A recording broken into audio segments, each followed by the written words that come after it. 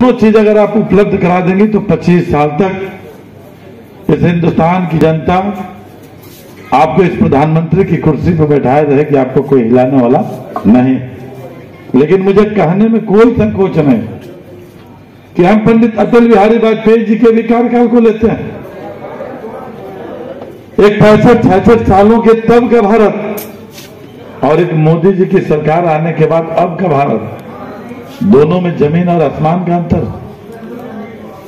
इसलिए कि जो तब का भारत था उसमें 2012 से लेकर 17 तक मैं भी विधायक के रूप में था।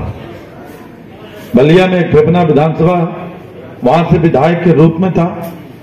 बहुत से लोग ऐसे मिलते थे,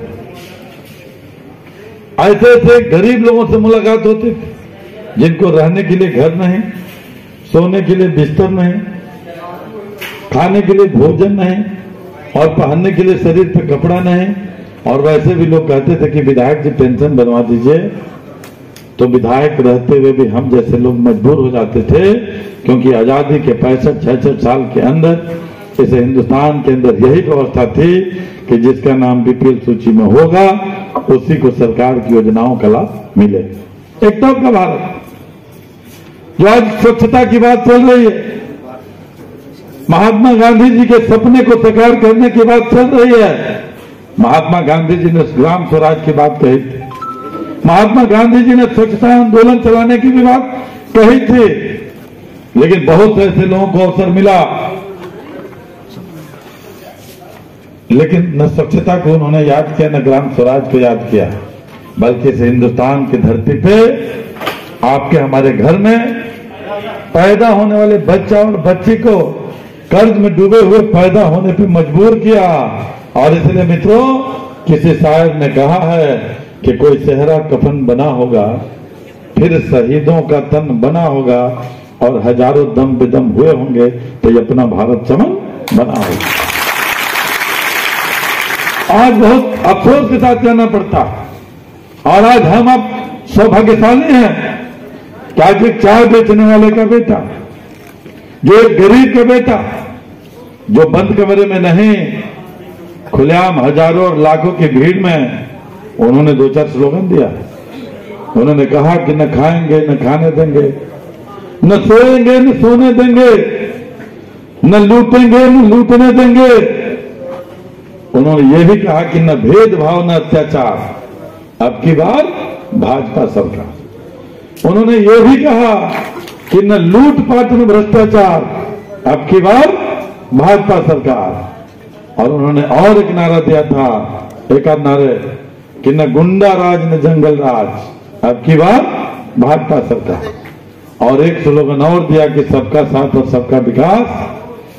और इस बात देश की जनता ने, उत्तर प्रदेश से 73 सांसद, देश से उन्होंने मांगा 272 और हिंदुस्तान की जनता ने दिया 282 अकेले भारतीय जनता पार्टी और एनडीए गठबंधन के साथ 336 सांसदों के साथ प्रचंड बहुमत के साथ, बहुत लंबे अरसे के साथ एक प्रचंड बहुमत के साथ सरकार बनी। मित्रों, सरकार बनने के बाद आपने देखा होगा कि इस देश की आजादी के बाद देश के प्रधानमंत्री और मुख्यमंत्री तो कई बने, लेकिन जब एक गरीब का बेटा देश का प्रधानमंत्री बना तो दुनिया के सबसे बड़े लोकतंत्र हिंदुस्तान की संसद को लोकतंत्र का पवित्र मंदिर मान के चौखट पर उन्होंने माथा टेकने का काम किया और सदन के अंदर पहला वक्तव्य दिया कि यह सरकार, यानी मोदी की सरकार, हिंदुस्तान के गांव, गरीब, किसान, मजदूर, मजलूम और देश की माताओं, बहनों, नौजवानों और किसानों के चरणों में समर्पित सरकार है। और जो भी काम करेगी वो सबके हितों को ध्यान में रख करके काम करेगी। और सबसे पहले जनधन योजना के माध्यम से उन्होंने खाता खोलने का शुभारंभ किया।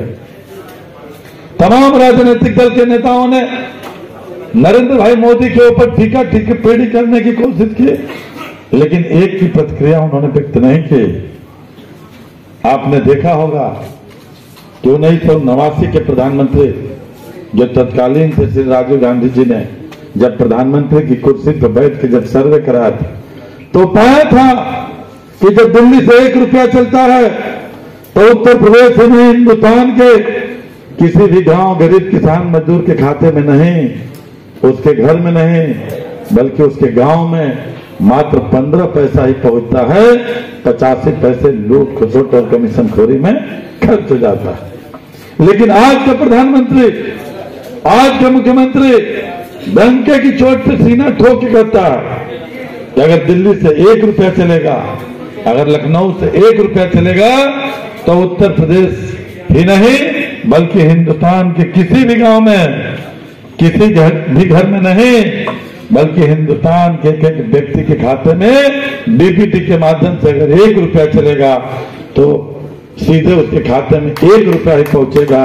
अगर कोई भी व्यक्ति इसमें चोरी करने की कोशिश करेगा तो वैसे लोगों की जगह जेल की सलाखों में।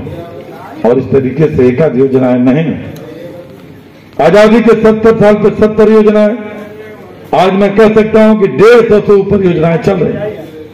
और इसलिए मित्रों, हमारे जैसा नौजवान एक लाइन में कहता है कि गर्भ में बच्चा पैदा होने से लेके ताज़ जिंदगी से धरती पर जीने तक और स्मशान घाट तक जाने की चिंता अगर किसी नेता ने किया है तो उसी का नाम है नरेंद्र भाई मोदी। और इसलिए मोदी जी के लिए एक लाइन में कहता हूं कि अभिमान करो तुम मोदी पे,